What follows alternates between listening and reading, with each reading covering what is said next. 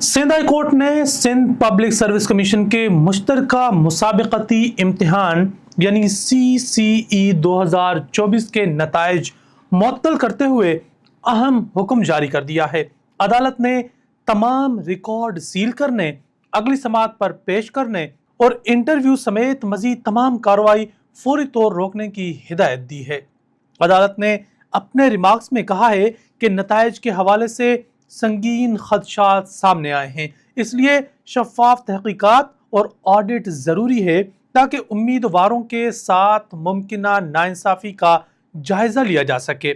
अदालत ने यह भी कहा कि अगर मौजूदा नताइज की बुनियाद पर भर्तियों का अमल जारी रखा गया तो दरख्वास्त गुजारों को नाकाबिल तलाफी नुकसान पहुंच सकता है। दूसरी जानिब सिंध भर में इस मामले पर शदीद रद्द-ए-अमल देखने में आया है।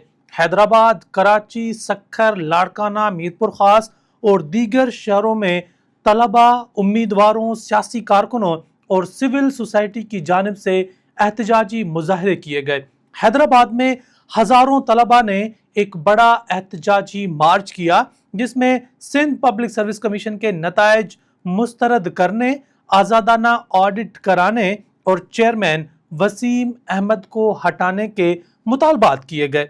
CCE 2024 के नताइज सामने आने के बाद सोशल मीडिया पर बड़े पैमाने पर सवालात उठाए गए। मुतअद्दिद उम्मीदवारों ने दावा किया कि मेरिट को नजरअंदाज किया गया, काबिल उम्मीदवारों को नाकाम करार दिया गया जबकि मनपसंद अफराद को फायदा पहुंचाया गया। मुजाहिरीन का कहना था कि अगर इम्तिहानी अमल शफाफ था तो फिर जवाबी कॉपियां और मार्किंग सिस्टम अवाम के सामने क्यों नहीं लाया जा रहा। एहतजाज करने वालों ने इल्जाम लगाया कि सिंध पब्लिक सर्विस कमीशन पर बरसों से सियासी सिफारिश, असर रसूख और मनपसंद भर्तियों के इल्जामात लगते रहे हैं। उनका कहना था कि गरीब और मुतवस्सित तबके के नौजवान सख्त मेहनत के बावजूद इंसाफ से महरूम रह जाते हैं। ये मामला उस वक्त मजीद संगीन हो गया जब सोशल मीडिया पर आवाज उठाने और एहतजाज की कवरेज करने पर सहाफ़ी इम्तियाज चांडियो, फयाज शर और दीगर अफराद के खिलाफ दहशत गर्दी एक्ट के तहत मुकदमा दर्ज किए गए। सहाफती, सियासी और समाजी हलकों ने इस इक़दाम की शदीद मजम्मत करते हुए कहा कि मेरिट की बात करना दहशत गर्दी नहीं और नौजवानों की आवाज़ दबाने से मसाइल हल नहीं होंगे।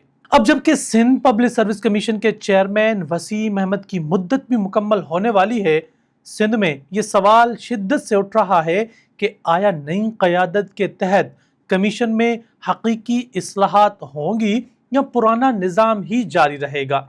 सियासी और समाजी तज्ज़िया निगारों के मुताबिक अगर सिंध पब्लिक सर्विस कमीशन जैसे इदारों पर अवामी एतमाद बहाल ना किया गया तो नौजवानों में मायूसी और बेचैनी मजीद बढ़ सकती है, जिसके असरात मुस्तकबिल में ज्यादा वसी एहतजाजी तहरीकों की सूरत में सामने आ सकते हैं।